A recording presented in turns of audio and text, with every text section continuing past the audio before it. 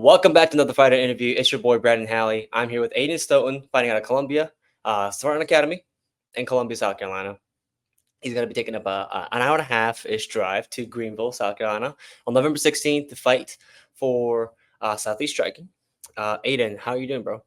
Good, man. Chilling. Awesome. Before we get started, I want to shout out our sponsors, Project Pantheon and ShipsGo. Thank you to our sponsors for making this possible, for giving guys like myself and Aidan a platform to showcase our crafts, whether it's in the ring or outside the ring. You'll see me back in there next year for sure. So stay tuned for that. Well, let's see if I can actually win one this time. Yeah, because I have yet to win for Raul's promotion. I fought for him 2 times and I've lost both times. So let's see. I can get it. Let's hope I can get a win this time. Not next time. But you fought Eden. Yeah. And Eden. Yeah. The current champ. Yeah. The current champ. Yeah. So, he's pretty good. I'm excited to see him fight against Dakota. Dakota had a good showing too. So, Aidan fought on that conflict card 2 weeks ago? 1 week ago. Last week. Last Saturday, yeah. It's only been last Saturday. Wow. At the time of this recording, we are on October 14th, so it was only 1 week ago. It felt like a bunch of stuff has happened since then. But Aidan had an amazing performance. So let's run through your history real quick. So Aidan made his debut, his full contact debut, back in September of 2023 on SKC 4. Got my ass whooped. Man, it's unfortunate because the fight didn't go your way. I think we've talked about it a little bit, you and I. You want to kind of run through what you were feeling and what your thoughts are now. About a year out now from that first fight. I'm glad that because obviously the loss sucked in the moment. But I remember the first thing I said to my coach when I went into the back room was I want to do that again. So I'm just kind of glad that I've proved that that's not all that I can do. One win could be a fluke, but I feel like 2 pretty solid wins in the past 6 months shows something a little bit more than one loss. And obviously also James Fair's going on. I think he's 3-1 right now. So it's not like I lost to some bum. But I'm really happy that I've established myself as good outside of just one loss. Yeah, dude. I mean, I knew. I mean, it was again, it's the first fight. The nerves kick in, and the way that the fight happened, you didn't really get a chance to show off what you could do in there, right? It was a bit of a almost like a brick wall. You kind of had a brick wall for a second. You bounce back in the second fight. You look so technical, dude, and I absolutely love watching highly technical fighters who. The balance between power shots and setup shots. You put hours and hours on the bag. I see you on Instagram all the time. And then last fight for conflict, man. I mean, that was so shifty, creative, man. You were just floating, head movement, rolls, pivots. You just couldn't be touched. And honestly, I just was surprised you didn't get a standing 8 because that guy was wobbling all crazy. I was like, ref, what are you doing, bro? Yeah, that was a little bit frustrating. But having gone back and watched the fight with my coach, if I had slowed down for 5 or 10 seconds and just picked a few good shots, I think I probably could have gotten a finish. But I think that's good experience. I kind of rushed in with my chin up and definitely can't do that once we get more and more experience. But yeah, for sure. So for your upcoming fight, November 16th, what are your thoughts on it? What do you know about your opponent? And how are you going into what are you feeling going into this one? I'm excited. I finally get to fight Ty. I've been booked to fight Ty twice now. Once in February of this year, and I had to pull out because I messed up my ankle real bad. And then once for conflict, where my opponent unfortunately pulled out 10 days before we were supposed to fight. So I'm glad that I finally get to fight Ty because I've put in basically 2 full camps worth of clench and elbows. And to not be able to use that's kind of frustrating. I also finally get to fight Bearshin, which I'm super excited for. Those thin shin pads don't really do a whole lot, but I'm really looking forward to be able to throw without them. I've seen some highlights of my opponent. I know he's a little bit more experienced than me. I think he is 4 fights right now, and I actually think he's fighting this weekend for Warriors Cup. either this weekend or the weekend after. So he's going to be a little bit more experienced than me. I know that he's got power. I saw him getting a pretty nice little head kick knockout on Instagram. But I think it'll be a good fight. I'm looking forward to it. No easy fights for Aiden. You're constantly challenging yourself. I personally think your last opponent was out of your skill range. I just felt like the levels were showing from like minute one of round one. And nothing to him, right? I just think you're that good. I just think you're that technical. So having someone uh, of this caliber this time around, I think is good for you. I think is a really good challenge. Um, you know, we talked about this at the conflict show a little bit, but in the best case scenario of this fight, best case scenario happens, whether it's a finish or there's a decision win, whatever, you're happy with your performance. You will be moving to 3-1 if you win this fight. What's next for you? What are you looking to do next? So talking with my team, we're looking at a couple of tournaments early next year. I'm having a minor surgery in December, so I will be out briefly. But we're looking at doing either Grand Nationals or the Warrior Cup at the Arnold Classic. Um, really just looking to get some tournament experience in. Obviously, looking at my teammates coming back from WKA Worlds this year. It's just a totally different environment. So that's something that I'm looking at doing. And also just the ability to get in 3 fights in a weekend against other people at my skill level, I think would be great. And then if I can kind of keep this rhythm going, keep the streak, hopefully next year start looking for a title, be that for Southeast, for Conflict, or for one of the other promotions in the Southeast. Yeah, man. For your first interview that I did for you before your debut fight, we talked about like your history, your background, and whatnot. So I'm not going to talk about that again. But what I want to know is, what is your goal in the sport? Ultimately, best case scenario, all the good things happen in your career. By the time you're done and you hang up the gloves, where are you retiring at? Are you pro? Are you at a certain promotion, or what is like your end goal there? My goal, I don't know, man. I think I'm a little bit different than a lot of other fighters because I've never had aspirations of, oh, I want to be a one championship fight. I want to be a one championship champion or a glory champion or a UFC champion. Um, I just want to prove that I'm good enough to hang with those guys, kind of take it as far as I can. I think going pro is definitely like a mid goal for me. And I definitely want to make it to one of the bigger promotions.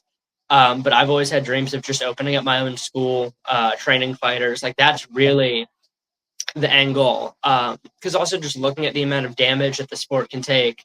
If I'm fighting past like 35, 36, it means I didn't manage my money right.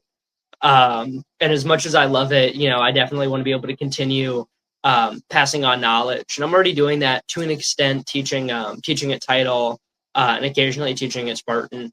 But there's nothing more rewarding for me than teaching a technique and then seeing somebody else do it. That's the best feeling for me. It's really funny that you say that, man, because I feel like you and I are really similar in that way. That I don't have like big aspirations of making a pro or Mhm. being a certain champ. I think winning a title here and there would be cool, but for me, like fighting is just about conquering myself almost. Oh yeah, Just yeah. get out of that fear. But also for me, big thing is teaching too. I love coaching.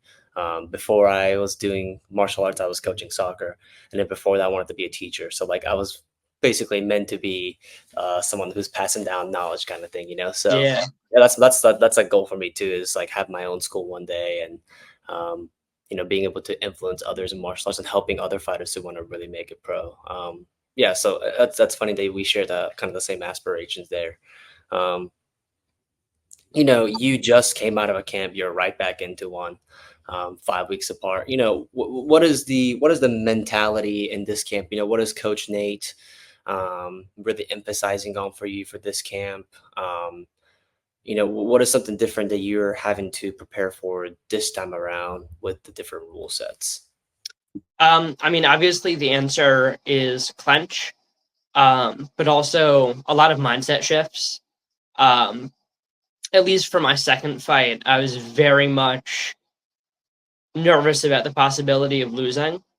But I'm at the point where I know I'm capable of beating this guy. Um, I know what losing feels like. It sucks, but life doesn't really change that much at this level. I still go to the gym the next day. I still come home to my parents. I still go to work. I can still eat the same foods. But really just trying. Ooh, sure what happened there. Really just trying to put on a show for this. We know that Brian Crenshaw is going to be in the audience. He's the president of USA WK, I believe. So got to put on a show for him in May, hoping to just kind of prove that I've leveled up. Again, the only goal that I have right now is to get better every single time I fight. I think I definitely got better from my first to my second to my third.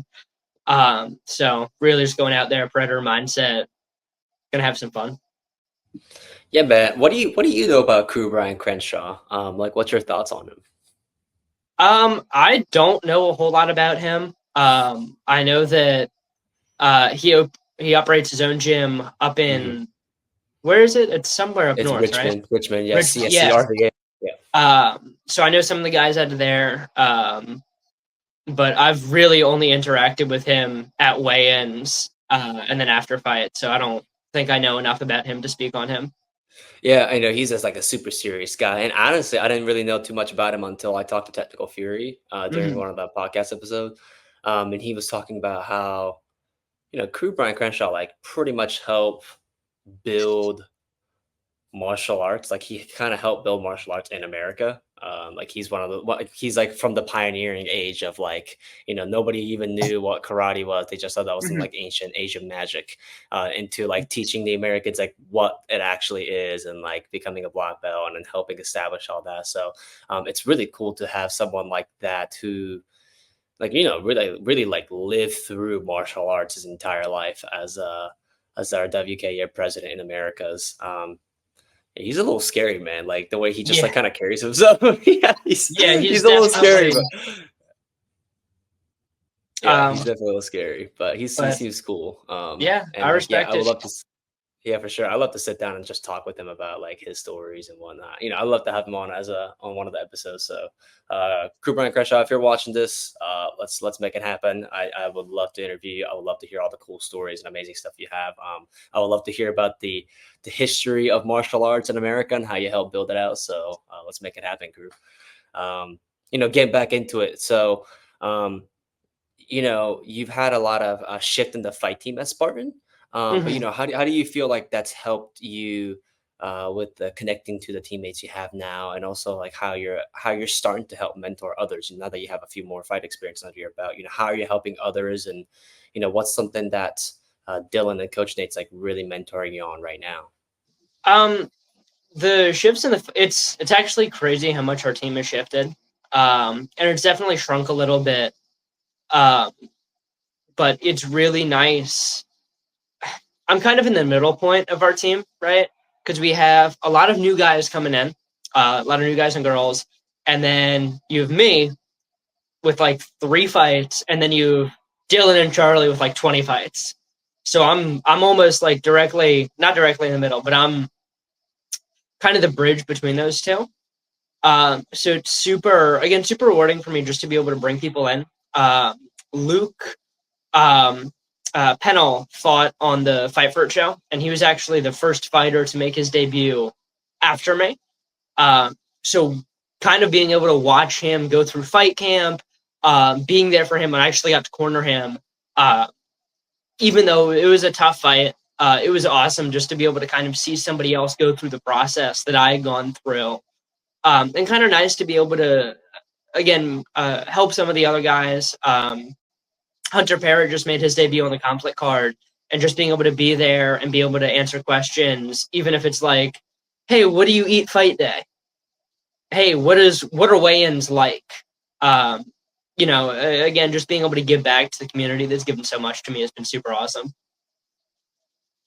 Well said, man. Well said. Yeah, we're kind of in the same similar situation at Black Label too. A lot of new guys who are interested in competing coming in, so like being able to mentor those guys and having 5 fights and having lost a good bit of them too, gives you a different perspective on like what it is, what a fighting could be. I guess when I started fighting, I never imagined myself being in like this position, mentoring others, but also like seeing other people be really successful, you feel like that's gonna be you always. And having like a different reality, you start getting different perspectives, and talking to other pros who've been in the game and getting their perspectives like through this platform gives you a different perspective on what fighting could be. So um, yeah, it's good that you're able to watch that and kind of like reflect on yourself too, doing that too. So I'm happy to hear that, man. And Go ahead. I think there's also that I hate the phrase like once you get in the ring, it's only you. Like that is my least favorite sentiment or idea. Because I think that every time, even though yes, literally in the ring, it's just you. Your success, your failures are dependent on the amount of work you put in, and also the team around you. Um, Again, like I owe all of my successes to my team, to Nate, to Dylan, to Charlie. Because without them, I would just be hitting a heavy bag and running, and that's about it. So again, just like valuing your team, giving them the respect that they deserve is super, super important, in my opinion. Yeah, man. You know, uh, we're in the. I'm in the. I don't know if you heard a cat behind me. There's like I'm in the garage. I don't know if you can tell. So like moved. I just changed like my housing situation. So like trying to find the best room to record these things. So if you heard like I finally got to renovate my room, so I'm in the same boat, dude. You're all good. Yeah, yeah. I'm about to be leaving the country this week. I'm leaving this week, but Realize I know you're. soon. I know I'm really excited. I know you're also well traveled, Aiden. So like, talk to me about the places you've been and what has been your favorite place. So I, again, really have to owe all of my travel to my dad. He's a police use of force expert. So honestly, all the times that I've traveled, it's been because he's had a conference. So far I've gone to France, New Zealand, Australia, and then Spain, which is like it's so cool, and it's such a privilege to be at my age and in my position to have traveled so much. But I've also had the privilege of training in 5 different gyms internationally, 4 different gyms, something like that, which is just, dude, it's so cool. I went to a gym in Australia that was owned by a former Lumpini champion. So I got to train with him.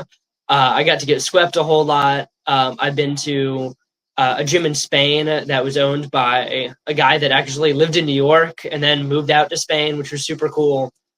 And the international experience, like going to all these gyms, has kind of helped me realize how lucky I am to have such a skilled coach and such a good team at home. Because again, that's 3 different continents that I've trained on, and I still wouldn't trade it for what I've got here. That's awesome, man. Where has been your favorite?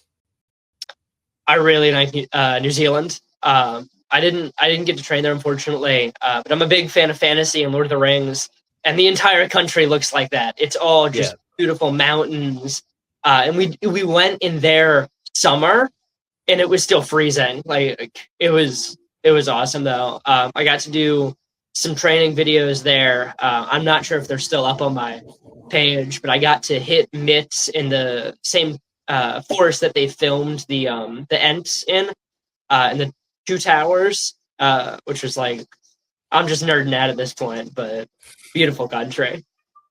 That's cool, man. How's the food in New Zealand? I hear it's actually pretty good. So I really liked it. We didn't really have a lot of like New Zealand cuisine. Meat pies are a big thing there, which I never had. It's just like cooked meat. It's not what we would call a pie. It's like a flaky outer shell. hmm But dude, one of those with like some bacon and cheese in it clears any breakfast sandwich that we have here. That was fantastic. Nice. Nice, nice. Yeah, I was like looking at other places I could travel to for this coming year. Like Thailand's on the map. Oh yeah, Um yeah. like Italy's on the map also. So yeah, we have some ideas. Perhaps we're going to Australia. I don't know. There's some ideas for travel this year too. So my wife and I were trying to figure out what would be the next moves. So yeah, man, that's cool. I'm glad that you get to try train in other places. I'm going to Bali, so like, I'm gonna go train at Bali MMA for a little bit. There's That's another gonna be gym called awesome. Soma. I'm gonna go train there too. I'm here like a lot of Russians in that area. I guess because they're super serious about martial arts, and Bali Yeah, has good, decent martial arts, and it's got good connections in Southeast Asia. So I hear a lot of Russians, so real wrestling heavy, MMA wise. But we'll see. I'm gonna try to get in there like probably like 2, 3, 4 times. Get yeah. a couple workouts in, maybe get a private or two. So I'm pretty excited. We'll see how that goes. I'll let you know. Before I let you go, Aiden, do you have any shout outs you want to give out? Do you have a message for your opponent? Message for the fans? I mean, massive shout out again just to my team in general. Again, Nate, Dylan, Charlie, John, who got pissed off that I didn't shout him out after our interview conflict. So fuck you, John. And then of course Gibson. Um, I've also again been training a whole lot at battle boxing with Elijah Seawright. He's been helping me a lot again, just with that defense and offense with the hands. Massive shout out again to my dad and my mom. Helped me kind of do all of this because there's no way that I would be able to do as much as I can without them. Um, yeah, that's pretty much it. Again, all that I'm going to ask is that my opponent shows up ready to go, same as me. Whatever happens, happens. We'll be friends after the fight, but we're going to try to kill each other for about 6 minutes. So as long as you put on a show, I'll be happy with the result. Well said, Aiden. So make sure you're there in person or watching live on pay-per-view November 16th, not June, November 16th in beautiful Greenville, South Carolina at the Foundry. We'll see you there. Thank you to our sponsors, Project Pantheon and ShipScope, once again for making this possible, making this interview possible, making the fights possible. We appreciate our sponsors, and we appreciate all the fighters, all the coaches, everyone who puts their effort and time and sacrifices for this event to happen. So we're really excited. Aiden, I will see you in person November 16th. Stay safe then. Everyone else, we'll see you there.